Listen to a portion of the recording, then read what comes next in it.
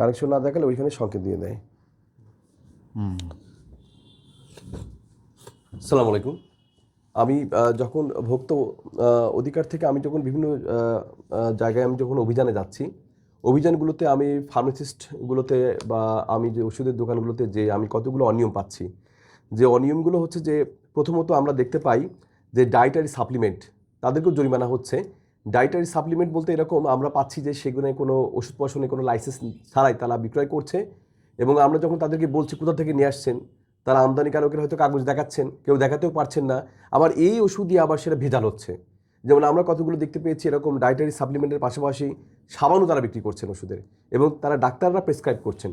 আপনাদের আইনে এটা ডাক্তাররা বা এই ডায়েটারি সাপ্লিমেন্টগুলো ওষুধ প্রশাসন স্বীকৃতি দিয়ে থাকে কিনা, প্রথমত কোশ্চেন হচ্ছে এইটা। দ্বিতীয়ত হচ্ছে যে আনরেজিস্টার্ড মেডিসিন কতগুলো বাজারে, সেটার ভিতরে ডায়েটারি সাপ্লিমেন্টেরও যেমন আছে, আরও কতগুলো মেডিসিন আছে যেগুলো আনরেজিস্টার্ড, বাইরে থেকে তারা এনে বিক্রি করছে, ইন্ডিয়া থেকে, কখনো মালয়েশিয়া থেকে, এগুলো তারা করতে পারে কিনা।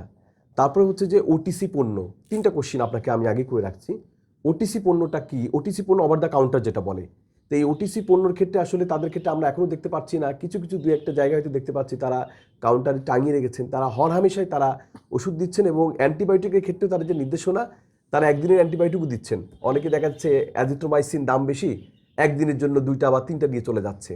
সেক্ষেত্রেও আসলে ওষুধ প্রশাসন বা সেক্ষেত্রে আপনার কি ভূমিকা রাখছেন? এটা আসলে ভোক্তার মাধ্যমে যদি আমি ভোক্তাকে অবহিত করতে পারি, তাহলে আসলে ভোক্তা যদি বুঝতে পারে, তাহলে আসলে তারা যদি সচেতন হয়, তাহলে এগুলোর সলিউশন অর্ধেক অংশে কমে যাবে বলে আমার ধারণা। প্রথমে ডায়েটারি সাপ্লিমেন্ট। জি, আপনাকে অসংখ্য ধন্যবাদ। দেখুন, বাংলাদেশের একমাত্র ওষুধ প্রশাসন অধিদপ্তরের একমাত্র রেগুলেটরি বডি যারা আছে জনস্বার্থে এবং জনগণের উদ্দেশ্যে যে ওষুধটা কোয়ালিটি সম্পন্ন কিনা এবং ওষুধটা কার্যকরী সম্পন্ন কিনা এবং ওষুধটা নিরাপদ কিনা এটা নিশ্চিত করে। তো ডায়েটারি সাপ্লিমেন্ট এটা কিন্তু মানবদেহের জন্য খারাপ নয় তা আমি বলবো না, ভালো, কিন্তু অবশ্যই এটা রেগুলেটরি বডির অনুমোদন থাকতে হবে এবং ওষুধ প্রশাসন অধিদপ্তর কর্তৃক যদি অনুমোদন থাকে তাহলে এই ওষুধটি যদি কেউ ব্যবহার করে এটা ব্যবহারযোগ্য এবং এতে কোনো ক্ষতি নাই। তাছাড়া ওষুধ প্রশাসন অধিদপ্তর থেকে যদি অনুমোদন না থাকে তাহলে এই ওষুধ কখনো ব্যবহার করা যাবে না, এবং আমি সম্মানিত ডাক্তারদেরকে বলবো যে এই ওষুধ আপনারা প্রেসক্রাইব করবেন না। ওষুধ প্রশাসনের অনুমোদনের জন্য ডিআর নম্বর অথবা এমএ নম্বর তাদের লেভেল কার্টুনে উল্লেখ থাকবে। আমি এমনি জানতে চাচ্ছি ডায়েটারি সাপ্লিমেন্টে কি কোনো তাহলে ওষুধ প্রশাসন থেকে ডিআর নম্বর পাচ্ছে?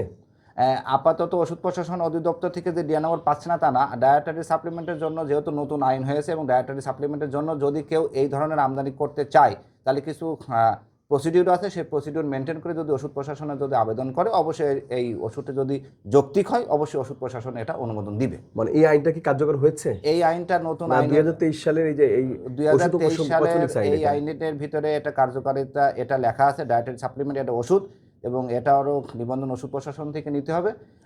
এই আইনটা হওয়ার পরে যে আপনি জানেন যে আইন হওয়ার পরে বিধি তৈরি করতে হয়, বিধি হলে পরে এটাকে আরও সম্পূর্ণভাবে কাজ করা সহজ হয়। বিধির জন্য আমাদের মিনিস্ট্রিতে পাঠানো অনেকে হয়েছে, বিধি হয়তো হয়ে গেলে আরও সহজ হয়ে যাবে। ঠিক আছে, ধন্যবাদ। আরটা হচ্ছে যেটা বলছিলাম যে ওটিসি পণ্যের ক্ষেত্রে তারা যে মানে অ্যান্টিবায়োটিক, বিশেষ করে এই সময়গুলোতে যে আবহাওয়া চেঞ্জের সময় হয়, প্রচুর পরিমাণ মানুষ যেমন অসুস্থ হচ্ছে, অ্যান্টিবায়োটিকের চাহিদা বেড়ে যাচ্ছে, কিন্তু অ্যান্টিবায়োটিকের ক্ষেত্রে কোনো রকম বিধিনিষেধ মানা হচ্ছে না। 1 দিনের 2 দিনের ক্ষেত্রে অ্যান্টিবায়োটিক দিচ্ছে, কিন্তু আপনি জানেন যে অ্যান্টিবায়োটিকের রেজিস্ট্যান্ট যদি ক্ষমতাটা মানে যখন এটাকে সাস্টেন করতে হবে তখন নির্দিষ্ট কোর্স তাকে কমপ্লিট করতে হবে, কিন্তু এটা দেখা যাচ্ছে না। এই ক্ষেত্রে আসলে আমরাও চেষ্টা করে যাচ্ছি, বা আপনার কি দিক নির্দেশনা রয়েছে এটার জন্য?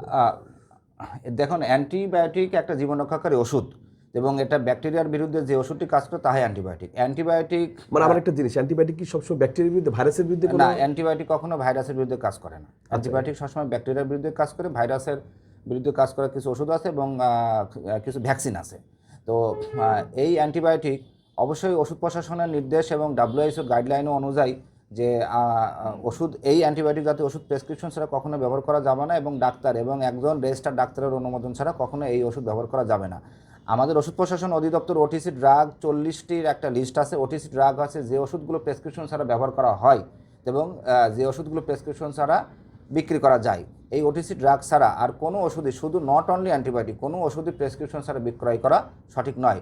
শুধু অ্যান্টিবায়োটিক একটা জীবন রক্ষাকারী ওষুধ, এই জন্য ওষুধ প্রশাসন অধিদপ্তরের ওষুধ ও কসমেটিক্স আইন 2023 অনুযায়ী একটা ধারাও আছে যে প্রেসক্রিপশন ছাড়া অ্যান্টিবায়োটিক বিক্রয় করলে একটা দণ্ডের বিধান আছে, যে দণ্ডের 20,000 টাকা বিধান আছে। কিন্তু মূল কথা আছে ওটিসি ড্রাগ যা প্রেসক্রিপশন ছাড়া বিক্রয় করা যায়, এই ড্রাগগুলো ছাড়া কোনো ওষুধই আসলে কোনো ওষুধই আসলে প্রেসক্রিপশন ছাড়া বিক্রয় করা ঠিক নয়, কিন্তু অ্যান্টিবায়োটিক যেহেতু জীবন রক্ষাকারী ওষুধ, এই জন্য আমরা অ্যান্টিবায়োটিকের উপরে ইমফ্যাসিসটা বেশি দিই যে ইহা কখনোই প্রেসক্রিপশন ছাড়া বিক্রয় করা যাবে না। আচ্ছা, একটা জিনিস, যে ওটিসি পণ্যের ভিতরে যেমন কিছু ওষুধ আছে বিক্রয় করা মানে করা যায়, যেমন প্যারাসিটামল, আমার জানা মতে প্যারাসিটামল আপনি ওটিসি পণ্য, এটা সরাসরি প্রেসক্রিপশন ছাড়া নেওয়া যায়। প্যারাসিটামল, ওমেপ্রাজল, অ্যান্টাসিড, তারপর হচ্ছে যে অ্যালাক্টোল করা যাবে, অ্যালাক্টোলের মতো সেট্রিজিন করা যায়, তাই না? আচ্ছা, এরকম তো ঘুমের ওষুধ প্রবলেম, এগুলো মনে হয় ছাড়া করা যায় না, রাইট? তো দেখেন যে হ্যাঁ, ঘুমের ওষুধ এটা তো সেডাটিভ ড্রাগস, এবং সেডাটিভ ড্রাগস শুধু ওষুধ প্রশাসন অধিদপ্তরই না, সেডাটিভ ড্রাগসের কাঁচামালের জন্য কিন্তু মাদকদ্রব্য নিয়ন্ত্রণ অধিদপ্তর থেকে কিন্তু অনুমোদন নিতে হয়, এটাই বাংলাদেশের আইন।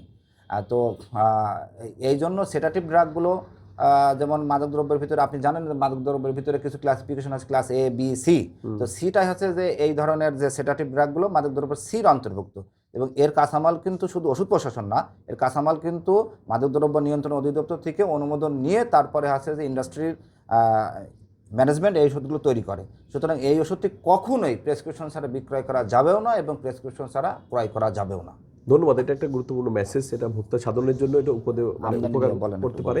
এবং আমদানি নিয়ে লাস্ট কোশ্চেন হচ্ছে আমদানি নিয়ে, যে আমদানি যারা করছে যে ওষুধগুলো, তারা এই যে আমরা দেখতে পাচ্ছি যে ওষুধের উপর লেখা আছে আমদানিকারক, এটা সবচেয়ে বড় এখন বড় ধরনের প্রবলেম হয়ে গেছে, যে এটা আমদানিকারক নামে আমরা ওষুধের মূল ওষুধের যে বড় বড় আমাদের ওষুধ কোম্পানি থাকা সত্ত্বেও তারা আমদানিকারক ব্যবহার করছে, এবং দেখা যাচ্ছে আমদানিকারকগুলো অনেক ক্ষেত্রে ভুয়া।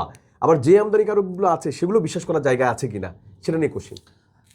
আপনি জানেন যে বাংলাদেশে বর্তমান 97% ওষুধ আমাদের দেশীয় কোম্পানি তৈরি করছে, এটা আমাদের জন্য একটা বড় সফলতা, বাংলাদেশের জন্য একটা বড় সফলতা। অনলি ফর 3 থেকে 4%, 96 or 97% তৈরি করে, অনলি 3 এবং 4% আমদানি করা হয়।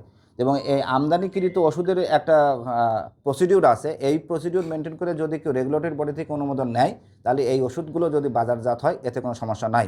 এর জন্য প্রথমে যিনি আমদানি করবেন, এই জন্য আমদানিকৃত মানে ওষুধের যে প্রসিডিউরের মধ্যে প্রথম স্টেপ আছে, তার একটা রেসাইপি জমা দিতে হবে যে আমি এই ওষুধটি আমদানি করতে চাই, বা রেসাইপি। এটা কি হচ্ছে রেসাইপি বলতে, মানে তার একটা কি এটা ব্যাখ্যা দিলে কিন্তু রিল বড় হয়ে যাবে। আচ্ছা, ঠিক আছে। রেসাইপি জমা দিতে হবে, আর তারপরে রেসাইপি যদি রেগুলেটরি বডি পাস করে তখন সে হচ্ছে রেজিস্ট্রেশনের জন্য আবেদন করবে।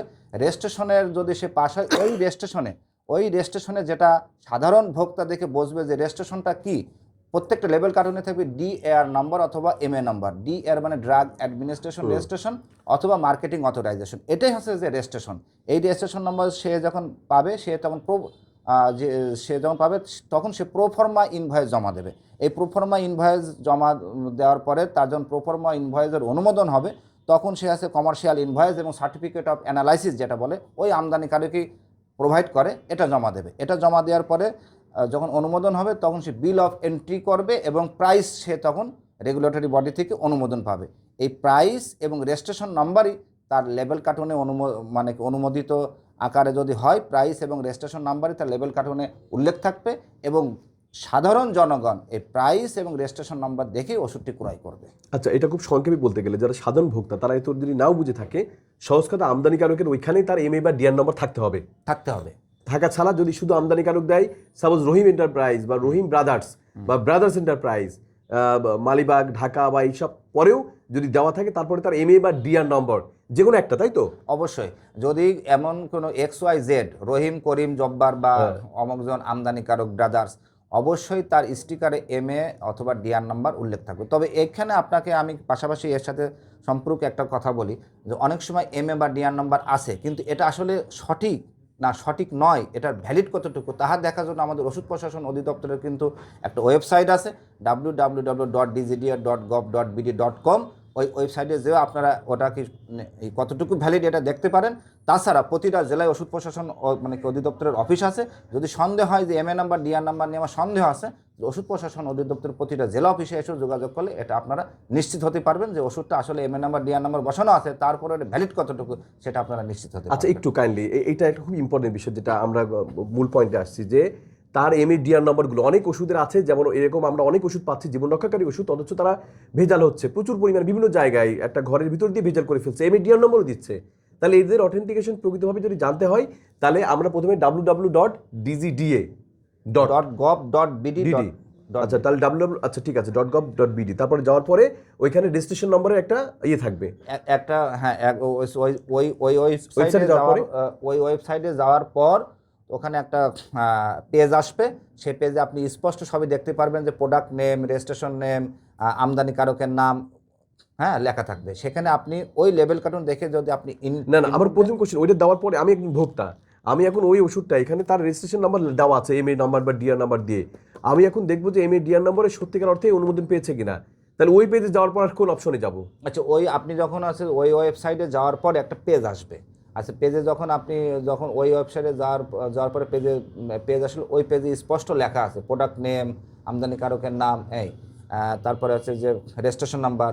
তখন আপনি লেবেল কার্টুন দেখে ওই পেজটা আছে পূরণ করবেন। করার পরে যখন আপনি সার্চ করার পরে আপনি তখন স্পষ্টভাবে আপনি দেখতে পারবেন।